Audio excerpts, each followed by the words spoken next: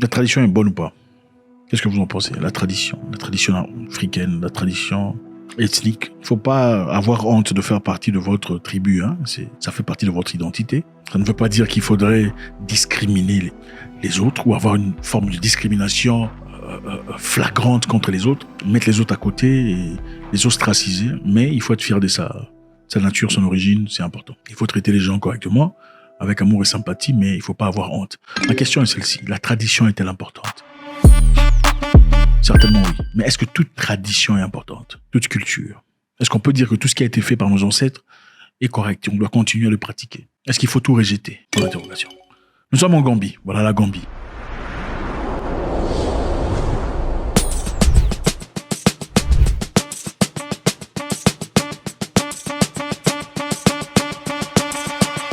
Le Parlement gambien vient de rejeter une loi levant l'interdiction de l'exi. Je n'irai pas là.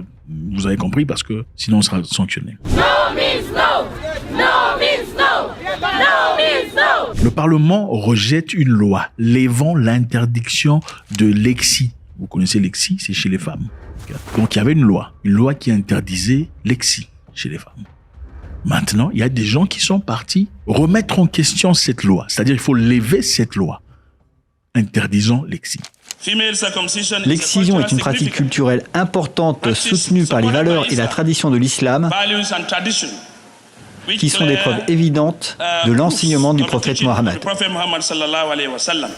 des gens qui sont, pendant que les autres sont en train de réfléchir sur comment améliorer la vie, comment transférer de l'argent sans entrer en banque, comment changer les cœurs des gens, ce cœur ne fonctionne plus, mettre en autre. Il y a des gens qui sont là, en train de réfléchir, qui manquent leur sommeil, n'arrivent pas à dormir parce qu'ils ont besoin qu'on rétablisse l'exi chez les femmes.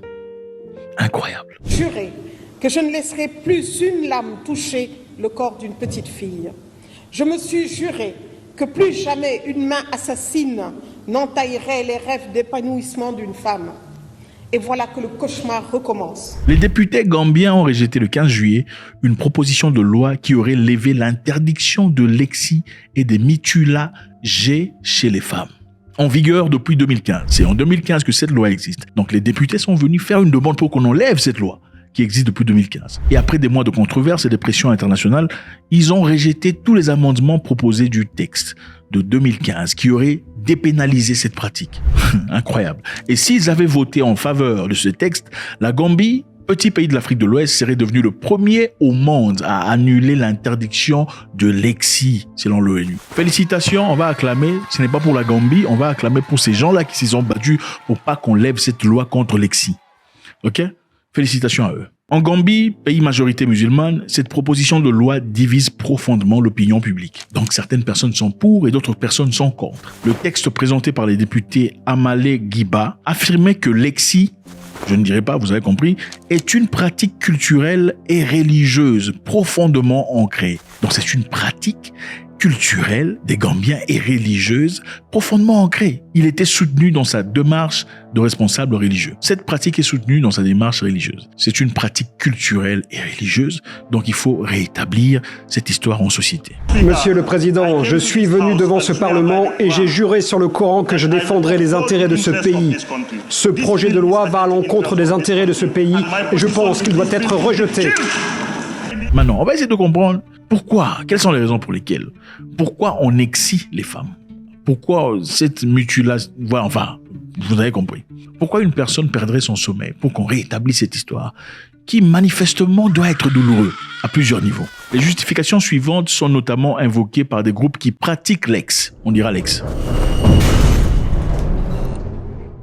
L'ex, on dira ex, en prévenant le désir sexuel, empêcherait les expériences ex-prénuptiales, ensuite des relations adultérines. Donc, il y a plusieurs raisons. On va essayer de voir les raisons pour lesquelles on le fait. En vous enlevant cette partie du corps, on espère que vous perdiez le désir, le désir de faire ces histoires-là. On veut vous ralentir. Donc, en faisant ça, c'est pour votre bien. Et aussi, on dit qu'en faisant ça, ça vous empêchera d'avoir des activités prénuptiales. Avant de vous marier, vous ne serez pas mu par le désir de vous faire du plaisir puisqu'on a enlevé une partie de votre tout ça. Troisièmement, dit-on, ça garantit l'honneur de la famille. Donc, numéro 1, cela vous empêche d'aller faire ces histoires-là avec des gens pendant que vous êtes encore petite. Ok, pendant que vous n'êtes pas encore marié, il faut pas faire ça. Numéro 2, cela empêcherait à une femme mariée d'aller chercher un homme pendant que son homme est parti en voyage ou en guerre. Troisièmement, ça garantit l'honneur de la famille. Je sais pas si c'est honorable, numéro 1, honorable, commençons par le tout dernier. Je sais pas à quel niveau c'est honorable. Qu'est-ce qui est plus honorable? Avoir une fille qui a accepté vos conseils et préceptes et s'est gardée pure jusqu'à son mariage, ou avoir une fille qui a été coupée quelque chose pour les mêmes raisons? Je pense que la précédente est la meilleure, n'est-ce pas? Si vous avez été à même de convaincre votre enfant de rester pur à travers la bouche, à travers les explications, à travers les conseils, les matières, à travers votre prédication, votre pastoral, c'est beaucoup plus puissant que lui avoir contraint de ne pas le faire en lui coupant quelque chose. Alors, les hommes qui ont peur d'avoir une femme qui soit partie ailleurs chercher quelqu'un d'autre pendant leur absence, ceci ne donnerait-il pas un peu d'un manque d'estime personnelle? Pourquoi avez-vous peur que votre femme aille voir quelqu'un d'autre ailleurs? L'une des raisons pour lesquelles on épouse une femme, c'est parce qu'on sait qu'on peut lui faire confiance, n'est-ce pas? C'est parce qu'on sait qu'elle est loyale. Alors pourquoi épouser une femme qui a été contrainte d'être loyale à vous parce qu'elle n'a pas des sentiments? Autant mieux n'est pas épouser une femme, carrément. Parce qu'on épouse une femme, je pense qu'on épouse une femme aussi parce qu'on sait qu'elle sera loyale. C'est-à-dire, elle ne va pas aller d'ouvrir à n'importe qui. Bon, si vous l'empêchez de s'ouvrir à n'importe qui en lui prenant la capacité de faire, comment sauriez-vous que cette femme a vraiment été loyale à vous?